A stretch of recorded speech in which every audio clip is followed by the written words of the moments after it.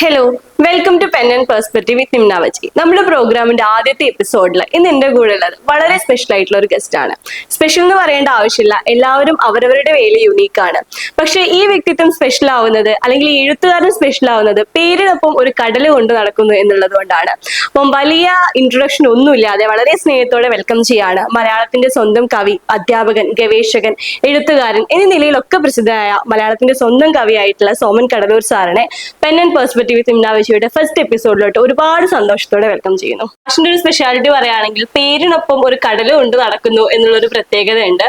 അപ്പോ ഞാനിപ്പോ എൻ്റെ ഒരു ഫസ്റ്റ് ബുക്ക് എഴുതിയ സമയത്ത്, നനയുവാൻ ഞാൻ കടലാകുന്നു എന്നുള്ള ബുക്ക് എഴുതിയ സമയത്ത് എനിക്ക് ഓർമ്മയുണ്ട്, ഞാൻ സാറിന് ഒരു കോപ്പി അയച്ചു തന്നായിരുന്നു. അപ്പൊ അതിന്റെ അവതാരിക എഴുതിയിട്ടുള്ള എന്റെ അധ്യാപകൻ സുരേഷ് സാറിന്റെ ഒരു വലിയ ഫാനാണ്. അപ്പൊ എന്റെ അടുത്ത് പറഞ്ഞു, സോമൻ മാഷിന് നീ ഒരു ബുക്ക് അയച്ചു കൊടുക്കും. അതിന് മെയിൻ കാരണം ആ ബുക്കിന്റെ പേര് തന്നെയായിരുന്നു, നനയുവാൻ ഞാൻ കടലാകുന്നു എന്ന് പറഞ്ഞിട്ട്. അപ്പൊ ഞാൻ സാറിന് ബുക്ക് അയച്ചു തന്നിട്ടുണ്ട്. സാർ എനിക്ക് സാറിന്റെ ഒരു കവിതകളൊക്കെ അയച്ചു തന്നിട്ടുണ്ട്. അപ്പൊ ഓർമ്മ ഉണ്ടോ എന്ന് അറിയില്ല.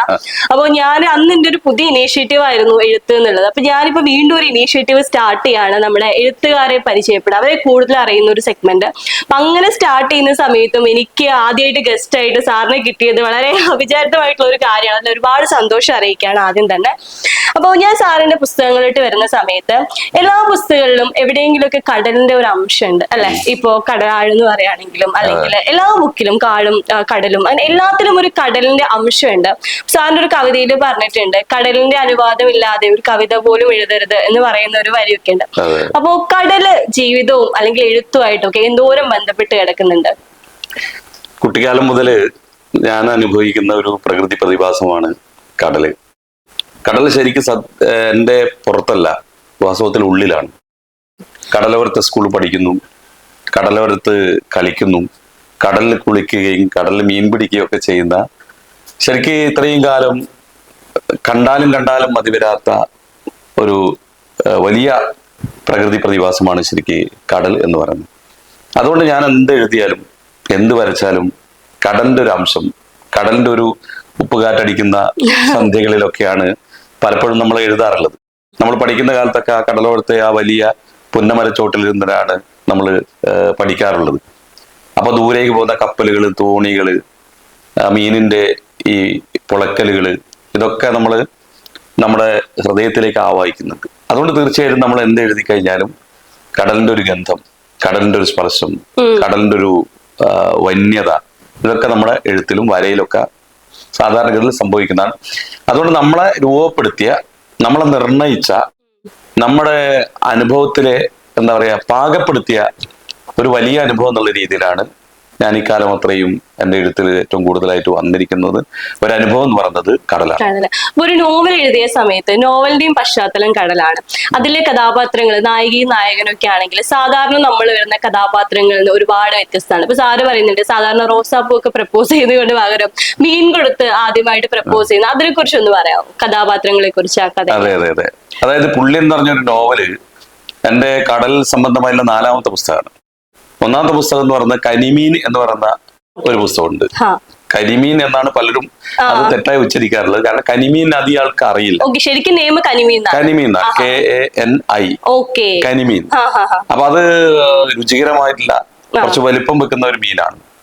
അപ്പൊ ആ മീനിന്റെ പേരിലാണ് 52 കടൽ കവിതകള് 2009 DC ബുക്സ് പുറത്തിറക്കിയ ഒരു കവിതാ സമാഹാരമുണ്ട്, 52 കവിത.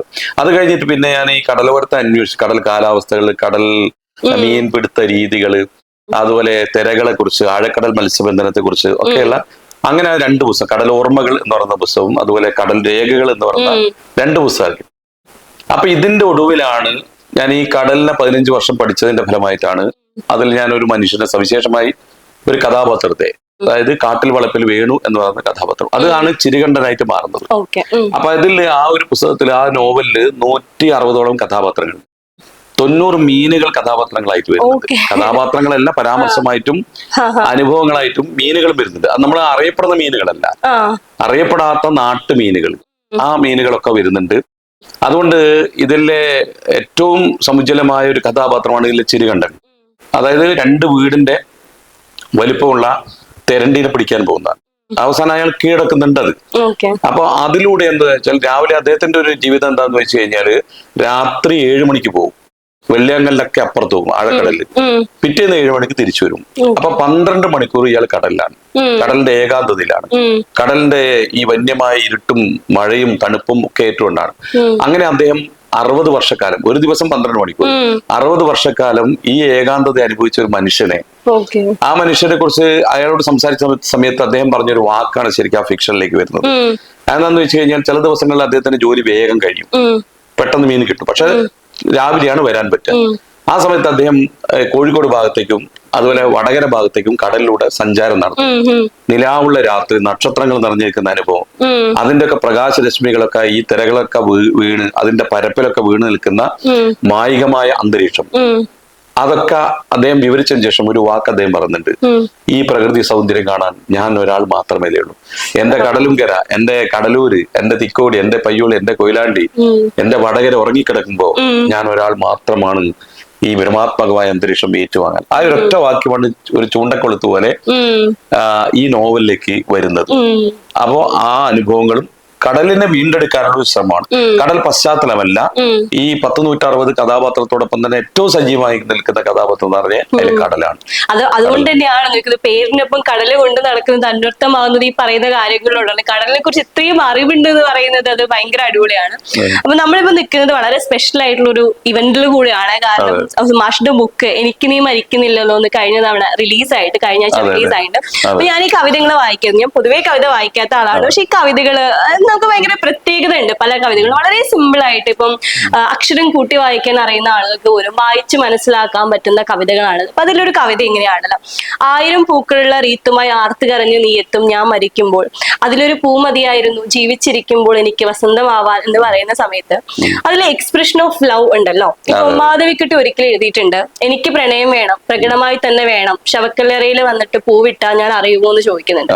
അപ്പൊ ഞാനൊരു ബുക്ക് എഴുതിയിട്ടുണ്ട്, അതിൽ ഏറ്റവും പ്രിയപ്പെട്ട എന്നോട് എന്നുള്ള ബുക്ക്. അതിലെ കാമുകൻ ഒരുപാട് ഫ്ലവേഴ്സ് കൊടുക്കുന്നുണ്ട് അവരുടെ കാമുകിക്ക്. അപ്പൊ നമ്മളില് പലരും പറയുന്ന ഒരു കാര്യം ഞാൻ കേട്ടിട്ടുണ്ട്: എനിക്ക് ഇഷ്ടമുണ്ട്, എനിക്ക് സ്നേഹമുണ്ട്, പക്ഷെ പ്രകടിപ്പിക്കാൻ അറിയില്ല.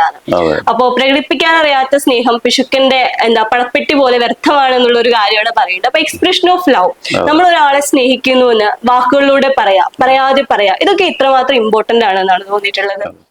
സ്നേഹത്തെ കുറിച്ച് പറയുന്ന സമയത്ത് എനിക്ക് പലപ്പോഴും തോന്നിയിട്ടുള്ളത്, ഒരാളെ ശക്തി ദൗർബല്യങ്ങളോടെ മറ്റൊരാൾ വീണ്ടെടുക്കുന്ന പ്രക്രിയയുടെ പേരാണ് യഥാർത്ഥത്തിൽ സ്നേഹം.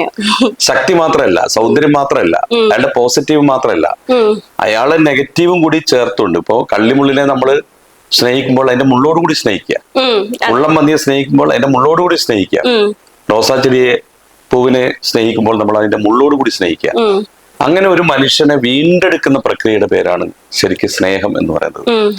അപ്പോൾ അത് പ്രചോദനാത്മകമാണ്, അത് വലിയ ലോകത്തിലേക്ക് സഞ്ചരിക്കുന്ന രീതിയിൽ ഒരാളെ മോട്ടിവേറ്റ് ചെയ്യുന്നതും കൂടിയാണ് വാസ്തവത്തിൽ പ്രണയം എന്ന് പറയുന്നത്. പ്രണയം പ്രകടിപ്പിക്കുക എന്നുള്ളത് ഇമ്പോർട്ടന്റ് അല്ലേ? പ്രണയം പ്രകടിപ്പിക്കുക എന്നുള്ളത് വളരെ വളരെ പ്രധാനപ്പെട്ടതാണ്. അങ്ങനെ അല്ലാത്തോണ്ടാണ് 1000 പൂക്കളുടെ റീത്തുമായി ആർത്ത് കരഞ്ഞ് നീയെത്തും ഞാൻ മരിച്ചു കിടക്കുമ്പോൾ, അതിലൊരു പൂ മതിയായിരുന്നു ജീവിച്ചിരിക്കുമ്പോൾ എനിക്ക് വസന്തമാവാൻ. അതുകൊണ്ട് മരിച്ചു കഴിഞ്ഞിട്ട് കോടി പുതപ്പിച്ചിട്ടോ ഫ്ലക്സ് അടിച്ചിട്ടോ നല്ല വാക്കുകൾ പറഞ്ഞിട്ടോ റീത്ത് വെച്ചിട്ടോ ഒരു കാര്യമില്ല. ജീവിച്ചിരിക്കുന്ന കാലത്ത് അയാളുടെ അനുഭവത്തില്, അയാളുടെ ജീവിതത്തില് ഏറ്റവും ഗംഭീരമായി, ഏറ്റവും ഉഷാറായി, ഏറ്റവും ഉന്മേഷത്തോടു കൂടി, ഏറ്റവും സൗരഭ്യത്തോടു കൂടി ഒരാൾ പ്രവർത്തിക്കുന്നതിന്റെ പേരാണ് വാസ്തവത്തില് ഈ പ്രണയം. ഇപ്പൊ ഞാൻ ഈ ബുക്ക് വായിച്ച സമയത്ത് എനിക്ക് വളരെ ഇഷ്ടമായിട്ട് കുറച്ച് കവിതകൾ ഞാൻ എടുത്തു വെച്ചേക്കാണ്. അപ്പൊ അതില് വേറൊരു കവിതയാണ്: ഒന്നിലും തോൽക്കാത്തതിനാൽ അയാൾ ഇപ്പോൾ കടുത്ത നിരാശയിലാണ്, വിജയിച്ച മനുഷ്യനോടും പരാജിതരായി ലോകത്ത് ആരുണ്ട്. അപ്പൊ എന്തൊരു വൈരുദ്ധ്യമാണ് ഈ വരികളിൽ നിൽക്കുന്നത്. പരാജയം വിജയം എന്ന് പറയുന്നത് രണ്ടറ്റത്ത് നിൽക്കുന്ന കാര്യങ്ങൾ ഒരുമിച്ച് കൊണ്ടുവന്നേക്കുവാണ്. അപ്പൊ നമ്മൾ സ്ഥിരമായിട്ട് കാണാറുണ്ട് പലരും ഡിപ്രഷൻ വന്നിട്ട് സൂയിസൈഡ് ചെയ്യുന്നു, അല്ലെങ്കിൽ ചെറിയ ചെറിയ പരാജയങ്ങളിൽ പോലും വീണു പോകുന്ന ഒരുപാട് ആളുകൾ ഉണ്ട്. അപ്പോ നമ്മളെല്ലാം സക്സസിനെയും അല്ലെങ്കിൽ ലൈക് പരാജയങ്ങളൊക്കെ ഡിഫൈൻ ചെയ്ത് വെച്ചതിൽ ഒരുപാട് പ്രശ്നങ്ങളുണ്ട് എന്ന് എനിക്ക് തോന്നിയിട്ടുണ്ട്. ഇപ്പൊ ഞാൻ എന്റെ അടുത്ത് ഇങ്ങനെ ഞാൻ എന്റെ ബുക്കിന്റെ ജേർണി ഒക്കെ പറയുന്ന സമയത്ത് എനിക്ക് ഒരുപാട് റിജക്ഷൻസ് ഉണ്ടായിട്ടുണ്ട്. അപ്പൊ അതിനെ എങ്ങനെ നോക്കിക്കാണുന്നു ഞാൻ പറയുന്ന ഒരു കാര്യം, നമ്മൾ വിജയിച്ച ഒരു പോയിന്റിൽ എത്തി നിൽക്കുമ്പോൾ നമുക്ക് പറയാൻ വലിയ വലിയ പരാജയങ്ങളുടെ കഥ കൂടി ഉണ്ടാവണം എന്ന് പറയും. അപ്പോഴാണ് ആ വിജയത്തിന് ഭയങ്കരമായിട്ട് ഒരു മധുരം കിട്ടുന്നത്.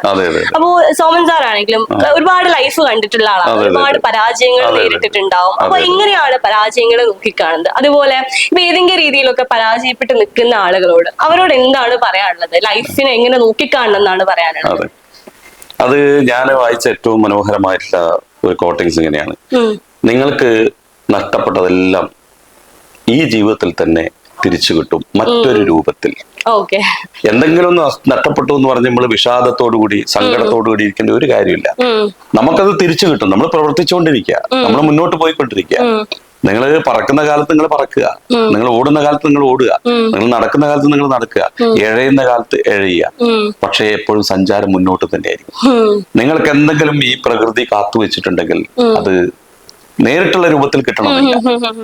മറ്റൊരു കാര്യം എന്താണെന്ന് വെച്ച് കഴിഞ്ഞാൽ, ഈ പരാജയങ്ങളും ഈ വിഷാദങ്ങളും ഈ വേദനകളൊക്കെ ചിലപ്പോൾ ചില മനുഷ്യരുടെ പ്രവർത്തനം കൊണ്ടായിരിക്കാം.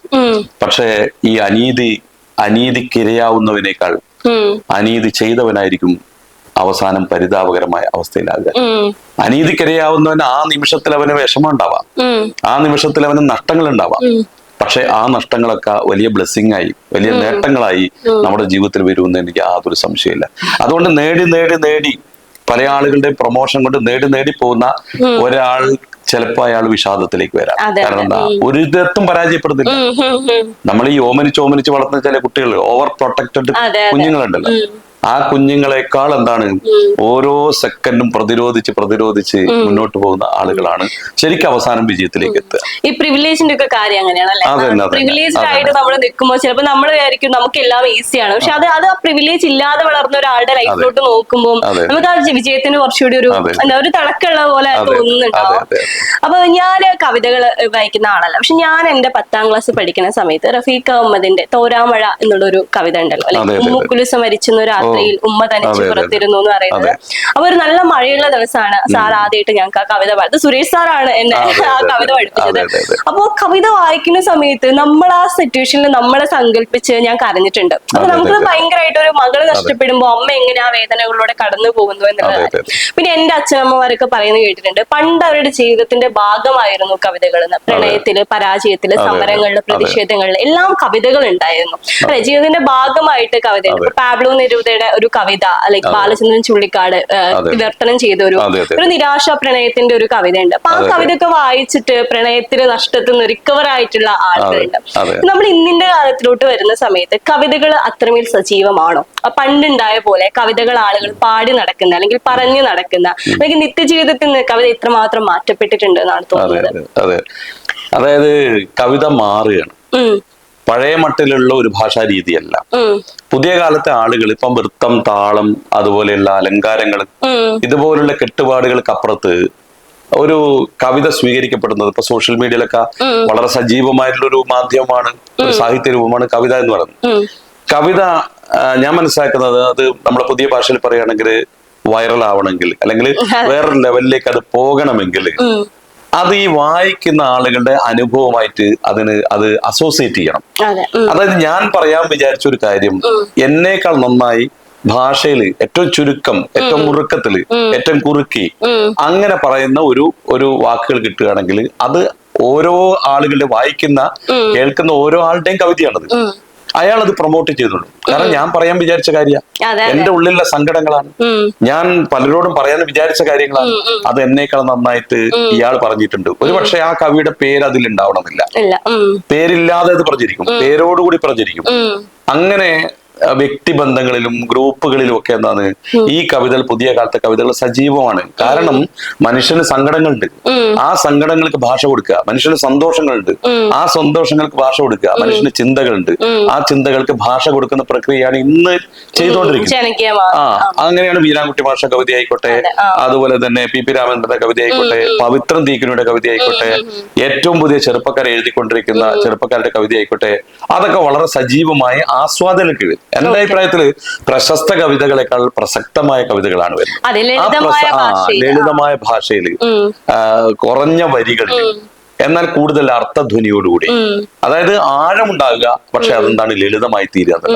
അത്തരത്തിലുള്ള കവിതകൾക്ക് ഇന്നും ആളുകൾ ഏറ്റെടുത്തുകൊണ്ടിരിക്കും. ഓരോ ദിവസവും അങ്ങനെയുള്ള കവിതകൾ കേൾക്കാം. അത് സ്റ്റാറ്റസ് ആയി ഇടുന്നു, അത് ഗ്രൂപ്പുകളിലേക്ക് പ്രസരിപ്പിക്കുന്നു, അത് ഇൻസ്റ്റാഗ്രാമിൽ പ്രത്യക്ഷപ്പെടുന്നു, അത് ഫേസ്ബുക്കിൽ വരുന്നു, അത് പേജുകളിൽ വരുന്നു, ബ്ലോഗിൽ വരുന്നു, ട്വിറ്ററിൽ വരുന്നു. അപ്പോ ഈ പുതിയ കാലത്ത് പഴയ മട്ടിലല്ല, ചൊൽക്കവിതയുടെ മട്ടിലല്ല, ദീർഘമായ കവിതയുടെ മട്ടിലല്ല, മലയാള കാവ്യ പാരമ്പര്യത്തില് മഹാകാവ്യങ്ങൾ, ഖണ്ഡകാവ്യങ്ങൾ, നീണ്ട കവിതകൾ, കുറെ കൂടി നീണ്ട കവിതകൾ, ആ കാലഘട്ടത്തിനൊക്കെ ഇപ്പുറത്ത് മലയാള കവിതയുടെ ഒരു ശക്തമായ ധാരയാണ് പുതിയ കാലം. അത് കവിത എന്ന് പോലും അതിനെ വിളിക്കുന്നില്ല. അതെ. കവിത എന്ന് പോലും അതിനെ വിളിക്കേണ്ട കാര്യമില്ല. മറിച്ച് നമ്മുടെ ഉള്ളിലുള്ള ഒരു അനുഭവത്തെ ഭാഷാരൂപത്തിൽ കൊണ്ടുവരുന്ന ഒരുപക്ഷെ ചെറുതായിരിക്കാം. ഞാൻ കേട്ട ഏറ്റവും ചെറിയൊരു കവിത, അച്ഛൻ മരിച്ചപ്പോൾ നാഥനായി, അമ്മ മരിച്ചപ്പോൾ അനാഥനായി. അച്ഛൻ മരിച്ചപ്പോൾ നാഥനായി, കുടുംബം ഏറ്റെടുത്തു. പക്ഷെ അമ്മ മരിച്ചപ്പോൾ അനാഥനായി. 4 വാക്കുകളും 2 വരിയുള്ളൂ. പക്ഷെ അമ്മ മരിച്ചു പോകുന്ന ആ ഒരു നിമിഷത്തിൽ ഒരുപക്ഷെ ഒരാള് അപ്പാടെ അനാഥനായി പോകുന്നു പറയുന്നതിന് നമ്മൾ 10 വരിയോ 20 വരിയോ 100 വരിയോ വേണ്ട, 2 വരി കൊണ്ട് തന്നെ അവതരിപ്പിക്കാൻ പറ്റും. അതാണ് പുതിയ കാലത്തെ. അപ്പൊ കവിത എന്താ പറയാ, എവിടെയും പോയിട്ടില്ല, കവിത എവിടെയും പോയിട്ടില്ല. ഒരുപക്ഷെ എന്താ വെച്ചാൽ ഒരുപാട് ആളുകൾ കവികളായി തീരുന്നുണ്ട്, ഒരുപാട് കവിത പ്രചരിക്കും. അത് കവിതയുടെ ഒരു വലിയ എന്താ പറയാ വലിയൊരു മാറ്റമാണ്. അപ്പൊ ഈ മാറ്റത്തിനെ ബന്ധപ്പെടുത്തുന്ന വേറൊരു കാര്യം ഞാൻ ചോദിക്കാം. അപ്പൊ മാറ്റം എന്ന് പറയുമ്പോൾ കവിതയിൽ വന്ന മാറ്റത്തെ അത് വളരെ വ്യക്തമായിട്ട് മാഷ് നോക്കിക്കാണുന്നുണ്ട്. അപ്പൊ നമ്മുടെ എഴുത്തിലും ഈ ഒരു മാറ്റം പൊതുവെ വന്നിട്ടുണ്ട്. ഇപ്പൊ കേരളത്തിലെ സാഹിത്യ മേഖലയിലോട്ട് വരികയാണെങ്കിലും ഇപ്പൊ വലിയൊരു ചേരിതിൽ തന്നെ വരുന്നുണ്ട്. ഇപ്പൊ സോഷ്യൽ മീഡിയയിൽ പുതിയ പുതിയ എഴുത്തുകാരുണ്ടാവും. ഇപ്പൊ ഞാനാണെങ്കിലും സോഷ്യൽ മീഡിയ വഴി വളർന്നു വന്നിട്ടുള്ള ഒരു റൈറ്ററാണ്. ഞാൻ എന്റെ എഴുത്ത് തുടങ്ങിയിട്ട് ഒരു 2 വർഷമായിട്ടുള്ളൂ. അപ്പൊ 2 വർഷത്തിൽ അത്യാവശ്യം ആളുകൾ ഉണ്ടാവും, നമുക്ക് റീഡേഴ്സ് ഉണ്ടാവുന്നു. അപ്പം ആ രീതിയിൽ നമ്മളൊക്കെ ഒരുപാട് റീഡേഴ്സിന് പണ്ടൊക്കെ ഞാൻ പറഞ്ഞു കേട്ടിട്ടുണ്ട്, പണ്ട് ബുക്കൊക്കെ വാങ്ങാൻ വേണ്ടിയിട്ട് ബുക്ക് സ്റ്റോളിലൊക്കെ ക്യൂ നിന്നിട്ടുള്ള, അല്ലെങ്കിൽ ഒരാൾ വായിച്ചു കഴിഞ്ഞാൽ ആ ബുക്കിന്റെ ഒരു കോപ്പി കിട്ടാൻ വേണ്ടി ബഷീറിന്റെ കഥകളൊക്കെ നിൽക്കുമ്പോൾ ആളുകൾ വന്നിട്ടുണ്ട്. ഇനി ഒരിക്കലും കേരളത്തിൽ തിരിച്ചു വരില്ല എന്ന് ആളുകളെ വിശ്വസിച്ച ആ വായനയുടെ ഒരു കാര്യം ഈ അടുത്ത് നമ്മൾ തിരിച്ചു കൊണ്ടുവന്നിട്ട് യുവാക്കൾ മൊത്തം ബുക്ക് സ്റ്റോളിൽ ഒരു ബുക്കിന് വേണ്ടി കാത്തു നിൽക്കുന്ന ഒരു കാര്യം നമുക്ക് റീക്രിയേറ്റ് ചെയ്യാൻ പറ്റിയിട്ടുണ്ട്. പക്ഷെ എന്നിരുന്നാലും ഇങ്ങനെ എഴുതുന്ന ആളുകളെ റൈറ്റേഴ്സ് ആയിട്ട് പരിഗണിക്കാത്ത, അല്ലെങ്കിൽ ആ ഒരു കാര്യങ്ങളെയൊക്കെ പൈങ്കിളി സാഹിത്യം എന്ന് പറഞ്ഞ് മാറ്റി നിർത്തപ്പെടുന്ന ഒരു പ്രവണത ഒരു നമ്മുടെ ഒരു ഇതിലുണ്ട്. അതിനെങ്ങനെയാണ് നോക്കിക്കാണുന്നത്? കാരണം നമുക്കിപ്പോ ഒരിക്കലും അത് അവഗണിക്കാൻ പറ്റില്ല. ഇപ്പൊ എന്ത് പറഞ്ഞാലും എല്ലാ രീതിയിലുള്ള സാഹിത്യങ്ങളും ഇവിടെ നിലനിൽക്കണം എന്ന് വിശ്വസിക്കുന്ന ഒരാളാണ് ഞാൻ. എല്ലാവർക്കും അവരുടേതായിട്ടുള്ള ചോയ്സുകളുണ്ട്, ഇഷ്ടങ്ങളുണ്ട്. ആളുകൾക്ക് അവരുടെ ഇഷ്ടത്തിനനുസരിച്ച് വായിക്കാനുള്ള കൃതികൾ ഉണ്ടാവണം. അപ്പൊ ഇങ്ങനെ ഉയർന്നു വരുന്ന ഒരു തരം എഴുത്തുകാരുണ്ട്, അല്ലെങ്കിൽ സോഷ്യൽ മീഡിയ വഴി മുന്നോട്ട് വരുന്ന എഴുത്തുകാർ. അങ്ങനെയുള്ള എഴുത്തുകാരെ നമുക്ക് മാറ്റി നിർത്താൻ പറ്റുമോ? അല്ലെങ്കിൽ അവരെ അവഗണിച്ചുകൊണ്ട് സാഹിത്യം എന്ന് പറഞ്ഞിട്ട് നമുക്ക് മുന്നോട്ട് നടക്കാൻ എത്രമാത്രം കഴിയുന്നതാണ് തോന്നുന്നത്? ലിറ്ററേച്ചറിനെ കുറിച്ച് നല്ല ചോദ്യമാണിത്. ലിറ്ററേച്ചറിനെ കുറിച്ച്, സാഹിത്യത്തെ കുറിച്ച് ഞാൻ കേട്ട ഏറ്റവും പ്രധാനപ്പെട്ട ഒരു കോട്ടിങ്സ് ഇതാണ്: literature takes us away from our common reality and bring back enriched with new sensibility. Literature takes us away from our day to day reality. നമ്മുടെ സാധാരണ യാഥാർത്ഥ്യത്തിൽ നിന്ന് ഒരു കഥ, ഒരു കവിത, ഒരു നോവൽ ഒരൊറ്റ കൊണ്ടുവെക്കാണ്. അതിന്റെ വായനയ്ക്ക് ശേഷം and bring back enriched with new sensibility, പുതിയ ആളായി, പുതിയ അനുഭവങ്ങളായി, പുതിയ സെൻസിബിലിറ്റി ആയി, പുതിയ ഭാവുകത്വമായി, പുതിയ മാനവികതയായി, പുതിയ മനുഷ്യനായി നമ്മളെ പുതുക്കിപ്പണിയുന്നതെല്ലാം സാഹിത്യമാണ് എന്ന് വിശ്വസിക്കുന്ന ഒരാളാണ്. ആ അർത്ഥത്തില് നമ്മൾ ഓരോ കാലത്തെ സാഹിത്യത്തിലൂടെ മലയാള സാഹിത്യം ഇങ്ങനെ കടന്നു വന്നിട്ടുണ്ട്. പുതിയ കാലത്ത് നമുക്കറിയാം ഇന്നിപ്പോ വലിയ മാറ്റങ്ങൾ വരികയാണ്. അപ്പൊ നമ്മുടെ സാധാരണ പുസ്തകങ്ങൾ പ്രിന്റ് മീഡിയയിൽ മാത്രം നിൽക്കുന്ന ഒന്നല്ല ഇന്നിപ്പോ സാഹിത്യം. അതേ സമയത്ത് മനുഷ്യന്റെ സാഹിത്യം ആവശ്യമാണ്. മനുഷ്യന്റെ ആന്തരികമായ ഒരു ആത്മാവിന്റെ ഭക്ഷണമാണ് ലിറ്ററേച്ചർ എന്ന് പറയുന്നത്.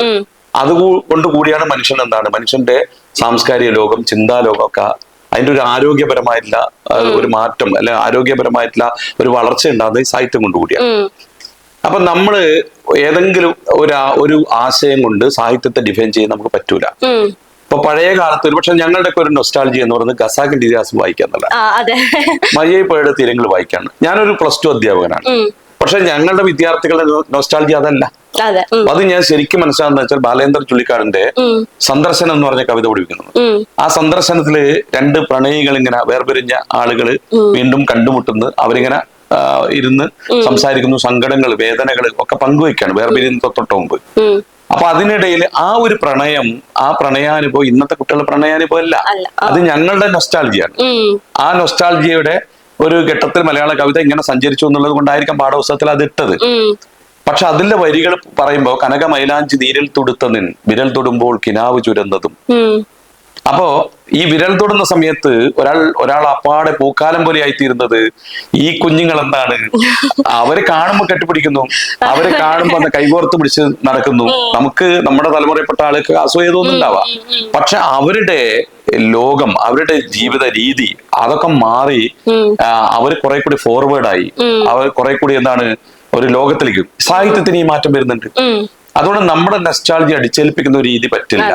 ഇപ്പോ റാം കെയർ ഓഫ് ആനന്ദി ആയിക്കോട്ടെ, ഏറ്റവും പ്രിയപ്പെട്ട എന്നോടായിക്കോട്ടെ, ഇപ്പോ അടുത്തിറങ്ങിയ പല പുസ്തകങ്ങളും ഒരിക്കലും എനിക്ക് തോന്നുന്നു ഒരിക്കൽ എന്ന് പറയുന്ന നോവൽ കൊണ്ടാണ് ഇത്തരത്തില് വായിക്കാത്ത ഒരു പുസ്തകം പോലും വായിക്കാത്ത ഒരു പുസ്തകം പോലും വായിക്കാത്ത ആളുകള് ഈ പുസ്തകത്തിലൂടെ വായനയിലേക്ക് വരുന്നു. അറിയില്ല എഴുത്തുകാരൻ ജീവിച്ചിരിപ്പുണ്ടോ ഇല്ലെന്ന് അറിയില്ല. ഇയാളൊരു മുതിർന്ന എഴുത്തുകാരനോ അല്ലയോ എന്ന് എനിക്ക് അറിയില്ല. കാരണം എഴുത്തുകാർക്ക് ഒരു പ്രശ്നമില്ല. പുതിയ കാലത്ത് ആളുകൾക്ക് ഇപ്പം നാടോടി സാഹിത്യത്തിൽ നിന്ന് എഴുത്തുകാരനില്ലല്ലോ. നാടൻ പാട്ട് ആരുണ്ടാക്കിയത് അറിയില്ല, നാടോടി കഥ ആരുണ്ടാക്കി അറിയില്ല, പഴഞ്ചൊല്ല ആരുണ്ടാക്കി അറിയില്ല. അതുപോലെ തന്നെ എഴുത്തുകാരൻ ഇപ്പോ എഴുത്തുകാരന്റെ സ്റ്റാർ വാല്യൂ പുതിയ വായനക്കാർക്ക് ആവശ്യമില്ല. നിങ്ങൾ വായന കൊണ്ട് ഞങ്ങളെ പ്രചോദിപ്പിക്കുന്നുണ്ടോ, ഞങ്ങളെ ജീവിതം അഡ്രസ് ചെയ്യുന്നുണ്ടോ? അതുകൊണ്ടാണ് എനിക്ക് തോന്നുന്നത് റാം കെയർ ഓഫ് ആനന്ദി ഈ പറയപ്പെടുന്നത് പോലെ അത്ര മോശമായിട്ടുള്ളൊരു നോവലല്ല അത്.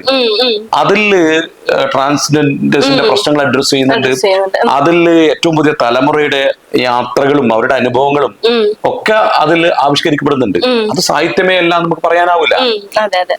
അതുകൊണ്ട് ഈ ഒരു പുസ്തകം പോലും വായിക്കാത്ത ഒരാളാണ് ആദ്യമായിട്ട് റാം കെയർ ഓഫ് ആനന്ദിന്റെ പേരെന്നോട് പറഞ്ഞത്. എന്റെ മരുമകള് ശ്രാവണ അവള് പുസ്തകം വായിക്കില്ല, പക്ഷെ അവൾ ആദ്യമായിട്ട് വായിച്ചു തീർത്തൊരു പുസ്തകം എന്ന് പറഞ്ഞാൽ 1400 പേജിൽ റാം കെയർ ഓഫ് ആനന്ദിയാണ്.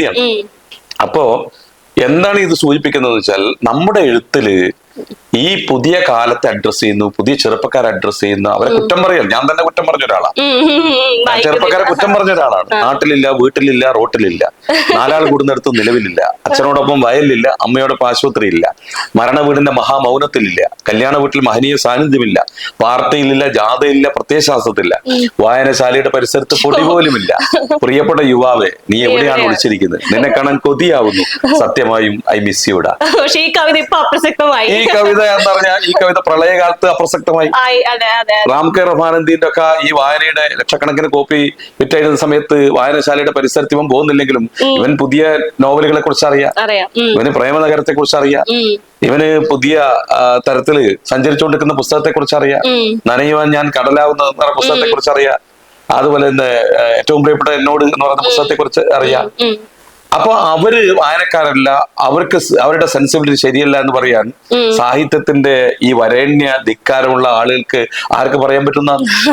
അതൊരു തരം എന്താ വെച്ചാല് നിങ്ങളെ എന്താ പറയാ നിയന്ത്രിക്കാൻ വേണ്ടിയിട്ടുള്ള ഞങ്ങളുടെ അടുത്ത് ചില കാര്യങ്ങളുണ്ട്. ഞാൻ എന്താ ഇപ്പൊ പത്രാധിപന്മാർക്കൊന്നും ഇടയൊന്നും സഹായമൊന്നും ഇല്ലാതെ സാഹിത്യം പറക്കുകയാണ്. കാരണം എനിക്കറിയാം ഇന്ത്യയിലെ ഏറ്റവും വലിയൊരു എഴുത്തുകാരി ചെറിയ ഹൈക്കു കവിതകൾ മാത്രം എഴുതാൻ ഷാർജ ഇന്റർനാഷണൽ ബുക്ക് ഫെയർ പോയ സമയത്ത് അവരുടെ പുസ്തകങ്ങൾ ഇംഗ്ലീഷ് പുസ്തകങ്ങൾ നിരത്തി വെക്കുന്നുണ്ട്. ആകെ 3-4 വരിയുള്ളൂ. അവരാ ഇൻസ്റ്റഗ്രാമിൽ എഴുതുന്ന ആളെന്നാണ് അവര് അഭിമാനത്തോടുകൂടി പറയുന്നത്. ഞാൻ ഇൻസ്റ്റാഗ്രാമിൽ എഴുതുന്നു, പ്രിന്റ് മീഡിയയിലേക്ക് ഏത് പുസ്തകത്തിലേക്ക് ആക്കുന്നു. അതിനിടെ പീരിയോഡിക്കൽസ് ഇല്ല, ആനുകാലികങ്ങളില്ല.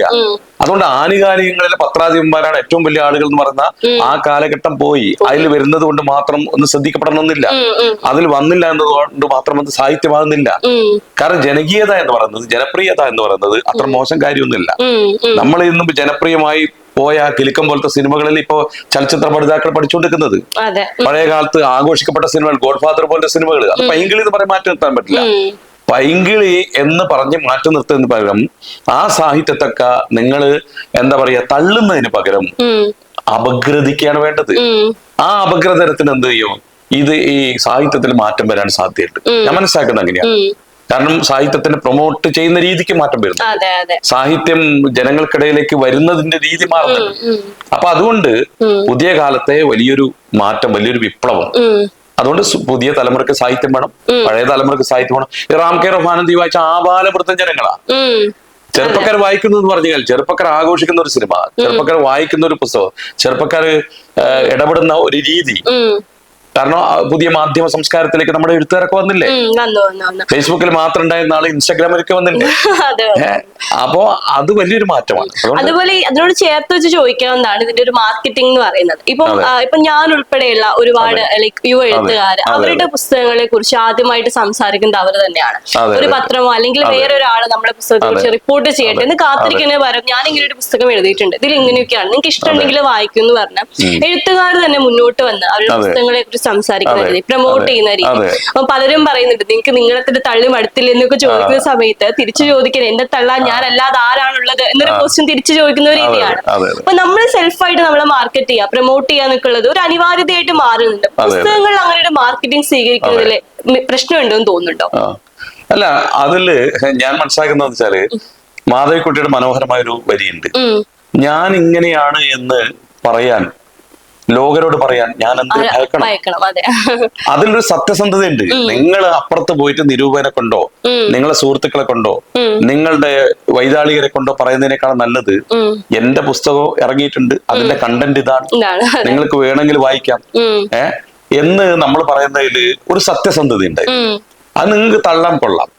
ആ ഒരു സ്വതന്ത്രത പുതിയ കാലത്തുണ്ട്. ഒന്നും മറച്ചു വെക്കുന്നില്ല അവര്. അതാണ് എനിക്ക് തോന്നുന്നത് ന്യൂ ജനറേഷന്റെ പുതിയ തലമുറയുടെ ഏറ്റവും വലിയ, കാരണം അവർ എന്റെ സ്കൂളിൽ ഏറ്റവും കൂടുതൽ മാർക്ക് വാങ്ങിയ ഒരു കുട്ടിയാണ്.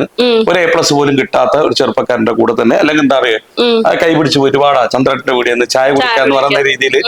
കാരണം അവർക്ക് നിങ്ങളെ വേലിക്കെട്ടുകൾ, മതിൽക്കെട്ടുകള്, ഈ പറയുന്ന നമ്മൾ ഈ കാലാകാലമായി നമ്മുടെ വ്യവസ്ഥ ഉണ്ടാക്കിയിരിക്കുന്ന ഒരുപാട് നിയന്ത്രണങ്ങൾ, അതൊന്നും പുതിയ ആളുകൾക്ക്. അതുകൊണ്ട് അവരെന്താണ്, സ്വതന്ത്രമായിട്ട് അവർക്ക് കിട്ടാവുന്ന മാധ്യമത്തിൽ വന്നിട്ട് അവരവരുടെ പുസ്തകത്തെ കുറിച്ച് സംസാരിക്കുന്നു. നമുക്ക് വേണമെങ്കിൽ എന്താണ്, ആത്മാരാമന്മാരാണ്, ആത്മരതിയാണ് എന്നൊക്കെ വേണമെങ്കിൽ പറയാം. പക്ഷേ ഈ ലോകത്ത് നമുക്ക് ഏറ്റവും പ്രിയപ്പെട്ടത് നമ്മളെ തന്നെയല്ലേ. നമ്മളാണ് ഏറ്റവും പ്രിയപ്പെട്ടത്. നമ്മളെ സ്നേഹിച്ചാൽ മാത്രമാണ് നമുക്ക് വേറൊരാളെ സ്നേഹിക്കാനാവൂ. നമ്മൾ അമ്മേനെ സ്നേഹിച്ചാൽ മാത്രമാണ് നിങ്ങൾക്ക് ലോകത്തുള്ള അമ്മമാരൊക്കെ സ്വന്തം അമ്മേനെ പോലെ തോന്നും. ഈ പറയുന്ന വൃദ്ധസ്ഥാനങ്ങളൊക്കെ വരുന്നില്ലേ, സ്വന്തം അമ്മേനെ സ്നേഹിക്കാത്തോണ്ടാണ്. നിങ്ങൾ ഒരു വില്ലേജ് ഓഫീസർ പോയി കഴിഞ്ഞാൽ 80 വയസ്സുള്ള ഒരാൾ കുടിക്കൽ സർട്ടിഫിക്കറ്റ് വന്നു കഴിഞ്ഞാൽ അയാൾ 15 പ്രാവശ്യം നടത്തിക്കുന്നതുകൊണ്ടാണ്. നിങ്ങൾക്ക് സഹതാപം മാത്രമേ ഉള്ളൂ, നിങ്ങൾക്ക് സഹഭാവം ഇല്ല. നിങ്ങളെ മുത്തച്ഛനെ സ്നേഹിച്ചിരുന്നെങ്കിൽ ഇയാളും നിങ്ങളെ മുത്തച്ഛനാണ്. നിങ്ങളെ അമ്മയെ സ്നേഹിച്ചു ഇയാളും നിങ്ങളെ. അതുകൊണ്ട് ഞാന് എന്റെ പുസ്തകത്തെ കുറിച്ച് പറയുമ്പോ അത് ഞാൻ കഷ്ടപ്പെട്ട് ബുദ്ധിമുട്ടി, കാരണം ഒരു പുസ്തകം എഴുതുന്നു പറഞ്ഞാൽ അത്രമേൽ എന്താണ് അയാളുടെ ചിന്തകളും അയാളുടെ വേദനകളും സങ്കടങ്ങളും മോഹങ്ങളും മോഹഭംഗങ്ങളും ഇതൊക്കെ അക്ഷരങ്ങൾ ആവാഹിക്കാന്ന് പറഞ്ഞാൽ ചെറിയ പണിയല്ല. ആ ചെറിയ എന്താ പറയാ, ആ വലിയ ഒരു ദൗത്യം, ആ ദൗത്യം ഞാനിങ്ങനെ ഒരു പുസ്തകം എഴുതിയിട്ടുണ്ട് എന്ന് പറയുമ്പോ, ലോകത്തിനോട് പറയുമ്പോ നമ്മൾ മടിക്കേണ്ട യാതൊരു കാര്യമില്ലെന്ന് വിചാരിക്കുന്ന ഒരാളാണ്. കാരണം ഈ പോപ്പുലാരിറ്റി എന്ന് പറഞ്ഞാൽ മോശം കാര്യമല്ല. എല്ലാ എഴുത്തുകാരും എന്താണ്, 100 ആള് വായിക്കുന്ന ഒരു എഴുത്തുകാരന് 1000 ആള് വായിക്കണം എന്ന് ഏത് എഴുത്തുകാരനെ ഇഷ്ടമില്ലാത്തത്? അതിന്റെ പുതിയ കാലത്തെ രീതിയാണ് നമ്മൾ സോഷ്യൽ മീഡിയയിലൊക്കെ വന്ന് നമ്മുടെ പുസ്തകത്തെ കുറിച്ച് സത്യസന്ധമായിട്ട് പറയുന്നത്. ഞാനിപ്പോ സാറിന്റെ സോഷ്യൽ മീഡിയാസ് ഒക്കെ നോക്കായിരുന്നു. അപ്പൊ അതിൽ ഞാൻ കുറെ ചിത്രങ്ങൾ കണ്ടു, കവിതയുടെ കൂടെ ഒരുപാട് ചിത്രങ്ങൾ കണ്ടു. അപ്പൊ ഈ ബുക്കിലാണെങ്കിലും നമുക്ക് കുറെ നല്ല ചിത്രങ്ങൾ കാണാൻ പറ്റും. അതും കവിതയുടെ ഒരു ആത്മാവ് തന്നെ കാണിക്കുന്ന ചിത്രങ്ങളാണ് വരച്ചിരിക്കുന്നത്. അപ്പം ഈ ഒരു രീതി നമ്മൾ എടുക്കുന്ന സമയത്ത് കവിതയുടെ കൂടെ ചിത്രങ്ങൾ കൂടി ഉൾപ്പെടുത്തുമ്പോൾ അത് കവിതയ്ക്ക് ഒരു പുതിയ ജീവൻ നൽകുന്നില്ലേ? അതെ. എന്നെ സംബന്ധിച്ചിടത്തോളം ഞാൻ ഒരേ സമയത്ത് വരയ്ക്കുകയും അതോടൊപ്പം തന്നെ ചെറിയ മട്ടിൽ എഴുതുകയും ചെയ്യുന്ന ഒരാളാണ്. അപ്പൊ ആദ്യം തുടങ്ങിയ ചിത്രം വരെയാണ്. അപ്പൊ ചിത്രത്തിൽ പകരാനാവാത്തത് വാക്കുകൾ കൊണ്ടും, വാക്കുകളിൽ എല്ലാം പകരാനാവില്ല. അങ്ങനെയുള്ളത് ഞാൻ ചിത്രത്തിൽ ആവിഷ്കരിക്കാനുള്ള ഒരു ശ്രമമാണ് നടക്കുന്നത്. അത് ഒരുപക്ഷെ മറ്റെഴുത്തുകാരൊക്കെ ചിത്രകാരന്മാരെ തേടിപ്പോവും അവർ ഇല്ലസ്ട്രേഷന് വേണ്ടിയിട്ട്. ഞാനും അങ്ങനെ തേടിപ്പോയിട്ടുണ്ട്. കാരണം എന്റെ രീതി എല്ലാ പുസ്തകത്തിനും അനുവർത്തിക്കാനാവില്ല. ഒരു പുസ്തകത്തിൽ വരച്ചിരിക്കുന്ന ബിജു കാഞ്ഞങ്ങാട് എന്ന വലിയ കവി, വലിയ ചിത്രകാരനായിട്ടുള്ള ആളാണ് എന്റെ കനിമീനി എന്ന് പറയുന്ന പുസ്തകത്തിൽ വരച്ച് വെച്ചിരിക്കുന്നത്. അപ്പൊ ഇതില് ചിത്രവും കവിതയും തമ്മിലുള്ള ഒരു ജുഗൽബന്ധി ഈ പുസ്തകത്തിന്റെ ഒരു പ്രത്യേകതയായിട്ട് ഞാൻ മനസ്സിലാക്കുന്നത് അങ്ങനെയാണ്. അതായത് വളരെ കുറഞ്ഞ വരികൾ മാത്രമേ ഉള്ളൂ. ആ വരികളോടൊപ്പം ചേരുന്ന ചിത്രത്തിന്റെ ഒരു ടെക്സ്റ്റും വരിയുടെ ടെക്സ്റ്റും ചേർന്നിട്ട് മറ്റൊരു ടെക്സ്റ്റ് ഉണ്ടാക്കുകയാണ്. നമ്മൾ തബലയും ഗിറ്റാറും, തബലയും പുല്ലാങ്കുഴലും ചേർന്നുകൊണ്ടുള്ള ജുഗൽബന്ധി പോലെ രണ്ട് കലാരൂപങ്ങള് ഒന്നിച്ചു ചേരുന്ന ഒരു അനുഭവം ഇതിലുണ്ട്. മാത്രമല്ല പുതിയ കാലത്ത് ആളുകൾ ഈ പറഞ്ഞ പെയിന്റിങ് എക്സിബിഷനിലൊന്നും പോകാൻ പലപ്പോഴും സന്ദർഭം കിട്ടാത്ത അവസരത്തില് ഈ പുസ്തകം തന്നെ ഒരു ആർട്ട് ഗാലറി ആയി തീരുക. ഈ മാൻകൈൻഡ് ഈ പുസ്തകം പ്രസിദ്ധീകരിക്കുന്ന സമയത്ത് അത് കൂടുതലായിട്ടും വരിയേക്കാൾ ഒരുപക്ഷെ എന്താണ് മനോഹരമായിട്ട് ഇത് ലേഔട്ട് ചെയ്ത് വെച്ചിരിക്കുന്നത് ഇതിലെ ചിത്രങ്ങളാണ്. അപ്പൊ ആ ചിത്രം ഒരു പേജിൽ 2 ചിത്രം വരുമ്പോ ഒരു ചിത്ര പ്രദർശനമാണ് അവിടെ നടക്കുന്നത്. ഒരു ആർട്ട് ഗാലറിയായി, ഒരു ബുക്കിന്റെ ആർട്ട് ഗാലറി ആയിട്ട് ഇത് മാറിത്തീരുന്നു എന്നുള്ളതാണ്. സാറ് വരച്ചൊരു ചിത്രം നമ്മുടെ പാഠപുസ്തകത്തിൽ വരെ ഉൾപ്പെടുത്തിയിട്ടുണ്ട്. അതൊക്കെ വളരെ സന്തോഷം തരുന്ന ഒരു കാര്യമാണ്. അപ്പൊ പുസ്തകത്തിലോട്ട് വരുന്ന സമയത്ത് എന്റെ ഏറ്റവും ഫേവറേറ്റ് ആയിട്ടുള്ള ഒരു ക്വസ്റ്റ്യൻ കൂടി, ഒരു ബുക്കിൽ നിന്ന് ഒരു ക്വസ്റ്റ്യൻ കൂടി ചോദിക്കുകയാണ്. അതിലൊരു കവിതയുണ്ട്, ഇങ്ങനെയാണ്: ആഹ്ലാദമേ നീ കടലിലെ വെള്ളിമീൻ ചാട്ടങ്ങളാണ്, എത്ര വേഗത്തിലാണ് വേദനയുടെ നീലപ്പരപ്പിൽ നീ മറയുന്നത് എന്ന് പറയുന്ന ഒരു കാര്യം. അപ്പം ഹാപ്പിനെസ് എന്ന് പറഞ്ഞാൽ വളരെ മൊമെന്ററി ആണ് എന്ന് പറയുന്ന ഒരു കാര്യമാണ്. ഇപ്പൊ നമ്മള് പറയും ഒരു ആയുഷ്കാലം മൊത്തം നമ്മൾ കഷ്ടപ്പെട്ടിട്ടാണ് നമുക്കൊരു വീട് വെക്കുമ്പോൾ ഒരു സന്തോഷം കിട്ടുന്നത്.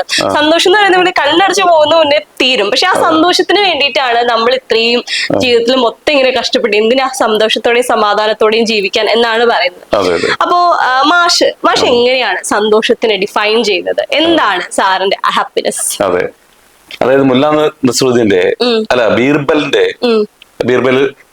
ബീർബലിന്റെ ഒരു സുപ്രസിദ്ധമായിട്ടുള്ള ഒരു കഥയുണ്ട്. ആ കഥയില് സങ്കടം വരുന്ന സമയത്ത് സന്തോഷം വരുന്ന സമയത്ത് സങ്കടവും തോന്നുന്ന ഒരു വരി എഴുതാൻ പറഞ്ഞ സമയത്ത് അദ്ദേഹം എഴുതിയിരിക്കുന്നത് ഈ നേരവും കടന്നു പോകുന്നതാണ്, ഈ കാലവും ഇതും കടന്നു പോകും.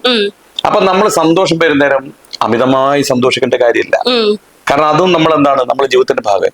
സങ്കടം വരുന്ന സമയത്ത് എന്താണ്, അമിതമായിട്ട് സങ്കടപ്പെടേണ്ട കാര്യമില്ല. ഇത് രണ്ടിനെയും ഒരുപോലെ സ്വീകരിക്കാൻ പറ്റുന്ന ഒരു മാനസികാവസ്ഥയിൽ എത്തുക എന്ന് പറയുന്നത് വളരെ വളരെ പ്രധാനപ്പെട്ട. എല്ലാവർക്കും പെട്ടെന്ന് അങ്ങനെ എത്തിച്ചേരാൻ പറ്റുമെന്ന് അറിയില്ല. അതുകൊണ്ടാണ് മിക്കവാറും നമുക്ക് എന്താ വെച്ചാല് ദുഃഖമാണ് ആഹ്ലാദത്തെക്കുറിച്ചും സങ്കടത്തെക്കുറിച്ചൊക്കെ പറയുന്ന സമയത്ത് ദുഃഖമാണ് കുറച്ചുകൂടി എഴുത്തുകാരെയൊക്കെ പ്രചോദിപ്പിക്കുക. കാരണം എഴുത്തുകാർ എപ്പോഴും കരച്ചിലിന്റെ പിന്നാലെ പോവുകയാണ്. സന്തോഷിക്കുന്ന സമയത്ത് ഒരുപാട് ആളുകൾ നമ്മളെ കൂടെ ഉണ്ടാവും, ദുഃഖിക്കുന്ന സമയത്ത് നമ്മൾ മാത്രമേ ഉണ്ടാവും. നമ്മൾ ഏകാഗ്രത. ആരാണ് എന്റെ കാൽപ്പാടുകൾ മായ്ച്ചു കളയുന്നത് ഇന്ന് ബഷീറൊക്കെ ചോദിക്കുന്ന പോലെ, ഞാനും നീയും എന്നുള്ള യാഥാർത്ഥ്യത്തിൽ നിന്ന് നീ മാത്രം അവശേഷിക്കാൻ പോവുകയാണ്. അതൊക്കെ ദുഃഖങ്ങളാണ്. ആ ദുഃഖത്തെ നമുക്ക് എന്ത് ചെയ്യാം, ചിരിയിൽ പറയാം, വൈകാരികമായിട്ട് പറയാം. പവിത്ര ദീപനൊക്കെ പറഞ്ഞ പോലെ വൈകാരികമായിട്ട് പറയാം. കെയർ ടോണി പറയുന്ന പോലെ ചിരിയിലൂടെ പറയാം. ദുഃഖത്തെ എങ്ങനെ ആവിഷ്കരിക്കുക. ചാർലി ചാപ്ലിൻ ലോകത്തെ കൂടെ ചിരിപ്പിച്ച ആളാണ്. അയാളെ ദുഃഖത്തെ എന്ത് ചെയ്തു, ചിരിയിലൂടെ മാറ്റിത്തീർന്നു. ബഷീർ ബാല്യകാല സഖി ഒഴികെ ബാക്കി എല്ലാ കൃതികളും ബഷീർ ചിരിയോടുകൂടിയാണ് ലോകത്തിനോട് തന്റെ സങ്കടങ്ങളെ ചിരിയിലേക്ക് വിവർത്തനം ചെയ്തിട്ടാണ് അവതരിപ്പിച്ചിരിക്കുന്നത്. അപ്പൊ സങ്കടങ്ങളെയും സന്തോഷങ്ങളെയും ഒക്കെ എന്താണ് നമ്മുടെ ജീവിതത്തിന്റെ ഭാഗമായിട്ട് വരുന്ന, അനുഭവത്തിന്റെ ഭാഗമായിട്ട് വരുന്ന ഒന്നാണ് എന്നുള്ള രീതിയിൽ നമ്മൾ സ്വീകരിക്കുക ചെയ്യേണ്ടത്. അങ്ങനെ സ്വീകരിക്കുന്ന സമയത്ത് എന്താണ്, അതൊക്കെ നമ്മുടെ ജീവിതത്തിന്റെ പാഠങ്ങളാണ്. ജീവിതത്തിൽ നമുക്ക് നല്ല മെസ്സേജ് തരികയാണ്. രണ്ടാമത് അത് ആവർത്തിക്കരുത്. സങ്കടം വരുന്ന ഒരു അനുഭവത്തെ രണ്ടാമത് നിങ്ങളിൽ ചെന്ന് ചാടരുത് എന്ന് പറയാനുള്ള ഒരു ഗുണപാഠമാണ് വാസ്തവത്തിൽ ഓരോ വിഷമങ്ങളും ഓരോ സങ്കടങ്ങളും ഉണ്ടാകുക. അതുകൊണ്ടാണ് അതേ സമയത്ത് ആഹ്ലാദം പോയി മറിഞ്ഞു പോകും. അതെ. ഇപ്പം നമ്മൾ പറഞ്ഞില്ലേ, അടിച്ചവൻ മറന്നിരിക്കാം, അടികൊണ്ട് മറക്കൂല. അത് ഓർത്തിരിക്കും. പക്ഷെ അടിച്ച ആളോട് പ്രതികാരം വേണ്ട. പക്ഷെ രണ്ടാമത് അടി കിട്ടാതിരിക്കാനുള്ള ജാഗ്രത നമ്മൾ ഉണ്ടാക്കിയെടുക്കുക എന്നുള്ളത് പ്രധാനമാണെന്ന് വിചാരിക്കുന്നു. അപ്പോ ഒരുപാട് പറഞ്ഞാലും തീരാത്ത വിശേഷങ്ങളുണ്ട്. കാരണം ഞാൻ പറഞ്ഞില്ലേ, 2 വരിയിൽ തന്നെ ഒരുപാട് ആശയങ്ങൾ ഓരോ കവിതയും പങ്കുവെക്കുന്നുണ്ട്. അപ്പൊ അതിന്റെ ഏറ്റവും ലേറ്റസ്റ്റ് ആയിട്ട് വന്നിട്ടുള്ള ഒരു ഉദാഹരണമാണ് നമ്മുടെ എനിക്ക് നീ മരിക്കുന്നില്ലല്ലോ ഈ കവിതാ പുസ്തകം. അപ്പോ എല്ലാ ആശംസകളും അറിയിക്കാൻ ആദ്യം തന്നെ. കാരണം ഇപ്പം വളരെ വലിയൊരു ഇത് നടന്നുകൊണ്ടിരിക്കുകയാണ്. കവിതകൾ ജനപ്രിയമാണോ അല്ലയോ എന്നൊക്കെ പറയുന്നിടത്ത് എനിക്ക് 100% ഉറപ്പുണ്ട് ഈ കവിതകൾ ഒരുപാട് ആളുകൾ വായിക്കും. പണ്ട് പാടി നടന്ന പോലെ ഇപ്പൊ ഞാൻ ഈ അടുത്തൊക്കെ നമുക്കൊരു സിനിമാ പാട്ടൊക്കെ കേട്ട് കഴിഞ്ഞാൽ അത് തന്നെ പാടി നടക്കുന്നു പറഞ്ഞത്. ഇപ്പൊ ഈ 2 ദിവസമായിട്ട് ഞാനിങ്ങനെ ബുക്ക് വായിക്കും. എനിക്കിപ്പോ ഈ കവിതകളൊക്കെയാണ് എന്റെ മൈൻഡിൽ ഇങ്ങനെ വരുന്നത്. അപ്പൊ പണ്ടത്തെ പോലെ ഞാൻ പറഞ്ഞില്ലേ, സമരങ്ങളിലും അല്ലെങ്കിൽ ചിന്തകളിലും അല്ലെങ്കിൽ പ്രണയത്തിലും പരാജയത്തിലും ഒക്കെ കവിത ഉണ്ടായ പോലെ ഈ ബുക്കിലെ കവിതകളും പാടി നടക്കട്ടെ, ആഘോഷിക്കപ്പെടട്ടെ എന്ന് തന്നെയാണ് ആശംസകൾ. എല്ലാ ആശംസകളും അറിയിക്കാണ്. അത് ഈ പുസ്തകത്തിന്റെ പേരാണ് എനിക്ക് നീ മരിക്കുന്നില്ല. അപ്പൊ അത് എന്റെ പ്രിയപ്പെട്ട ഒരു സുഹൃത്ത്, തിരുവനന്തപുരത്തുള്ള എന്റെ പ്രിയപ്പെട്ട ഒരു സുഹൃത്ത് ഒരിക്കൽ എന്നോട് ചോദിച്ചു, ഞാൻ മരിച്ചാൽ എവിടെയാണെങ്കിലും എന്നാണെങ്കിലും നീ വരുമോ? എനിക്കതിന് മറുപടി ഒന്നും പറയാൻ പറ്റില്ല. പക്ഷെ അന്ന് രാത്രിയിൽ 2 കവിതയാണ് പറഞ്ഞത്. അല്ല, ഒന്നാമത്തെ കവിത എന്ന് പറയുന്നത് നീ മരിച്ചാൽ എന്നോ. നീ മരിച്ചാൽ ആ വിവരം ഞാൻ അറിയണമെന്നില്ല. അറിഞ്ഞാൽ തന്നെ ദൂരെ ദൂരെയുള്ള നിന്റെ വീട്ടിൽ എത്തണമെന്നില്ല. എത്തിയാൽ തന്നെ നിന്നെ ഒന്ന് തൊടാൻ കഴിയണമെന്നില്ല. ഒന്ന് തൊട്ടാൽ തന്നെ പൊട്ടിക്കരയാൻ സാധിക്കണമെന്നില്ല. കരഞ്ഞാൽ തന്നെ ആർക്കൊന്ന് മനസ്സിലാവണമെന്നില്ല. നീ മരിച്ചാൽ ഞാൻ എന്തിനു വരണം, എനിക്ക് നീ മരിക്കുന്നില്ലല്ലോ. അതിൽ അവസാനത്തെ വരിയാണ് ഇതിൽ ചേർത്തിട്ടുള്ളൂ. കാരണം അത് മതി. നീ മരിച്ചാൽ ഞാൻ എന്തിനു വരണം, എനിക്ക് നീ മരിക്കുന്നില്ലല്ലോ. അപ്പൊ അതാണ് അതിന്റെ സന്ദർഭം. അന്നെ മറ്റൊരു കവിതയുണ്ട്, ആരുമല്ലാത്ത ഒരുവനോട് അവൾ പറഞ്ഞു. ആരുമല്ലാത്ത ഒരുവനോട് അവൾ പറഞ്ഞു, ഞാൻ മരിച്ചാൽ എന്റെ ഭർത്താവിന് പുതിയൊരു ഭാര്യ കിട്ടും, മകൾക്ക് എന്റെ ജോലി കിട്ടും, സഹോദരന് സ്വത്ത് മുഴുവൻ കിട്ടും, സഹപ്രവർത്തകയ്ക്ക് പ്രൊമോഷൻ കിട്ടും. അങ്ങനെ ഞാനുമായി ബന്ധമുള്ള എല്ലാവർക്കും എന്തെങ്കിലും പുതുതായി കിട്ടും. ഞാൻ മരിച്ചാൽ നഷ്ടം മാത്രം ഉണ്ടാകുന്ന ഒരാളെ എനിക്ക് വേണം. ആയതിനാൽ നിന്നെ ഞാൻ എന്റെ പ്രാണനിൽ ചേർത്ത് വെക്കും. ഞാൻ മരിച്ചാൽ നഷ്ടം മാത്രം ഉണ്ടാകുന്ന ഒരാളെ എനിക്ക് വേണം. ആയതിനാൽ നിന്നെ ഞാൻ എന്റെ പ്രാണനിൽ ചേർത്ത് വെക്കുന്നു. ഈ രണ്ടാമത്തേതിന് അത്രമേൽ ആസ്വാദകര് ഉണ്ടായിട്ടില്ല. പക്ഷെ ഇത് നാടോടി പാട്ട് പോലെ പേര് വെച്ചും പേര് വെക്കാതെ എന്നെ അറിഞ്ഞൂടാത്ത ആളുകൾക്കൊക്കെ എന്താണ് കവിത അറിയാം. പക്ഷെ വേറൊരു കാര്യം വെച്ചാൽ ഇതിനെ ഞാൻ കവിതാന്നെ വിളിക്കുന്നേ ഇല്ല. കവിത എന്ന് വിളിക്കുന്ന സമയത്ത് എന്താ വെച്ചാല് എന്തോ എന്തോ ഒരു സംഭവമാണ്, എന്തോ ഒരു ഭാരമുള്ള സംഭവമാണ് എന്ന് പലപ്പോഴും തോന്നും. ഇതിന് ഒരു ഭാരമില്ലാതെ ആളുകൾക്കിടയിലേക്ക് വേഗം പോകാൻ പറ്റുന്ന രീതിയിലേക്ക് ആസ്വാദകർക്ക് വളരെ എളുപ്പത്തിൽ തന്നെ സഞ്ചരിക്കാൻ പറ്റുന്ന രീതിയിൽ കുറിപ്പുകളായിട്ടാണ് ഞാൻ ഇതിനെ കാണുന്നത്. അപ്പൊ ഇത് ഈ കുറിപ്പുകൾ ഹൃദയം കൊണ്ട് പ്രിയപ്പെട്ടവരൊക്കെ സ്വീകരിക്കുമെന്ന് ഞാൻ വിചാരിക്കുന്നു. ഇത് സോഷ്യൽ മീഡിയയിലൂടെ ഇതിൽ ചിലതെങ്കിലും മുമ്പേ തന്നെ ആളുകൾ അറിഞ്ഞതായിരിക്കാം. പക്ഷെ ചിത്രത്തോടെ വെക്കുന്ന സമയത്ത് എന്താണ് അതിനൊരു പുതിയ അർത്ഥം കിട്ടുന്നുണ്ട്, പുതിയൊരു ഭാവതലം കിട്ടുന്നുണ്ട്, പുതിയൊരു അന്തരീക്ഷത്തിലേക്ക് അത് പോകുന്നുണ്ട്. ഞാൻ പറയുന്ന പേരിലെ കടൽ പോലെ തന്നെ ഈ കവിതകളും കടലായിട്ട് ഒഴുകട്ടെ, അല്ലെങ്കിൽ എല്ലാവരുടെ ഉള്ളിലേക്കും എത്തട്ടെ എന്ന് ആശംസിക്കുകയാണ്. എല്ലാ ആശംസകളും നേരുന്നു. Thank you. നമസ്കാരം. Okay, thank U.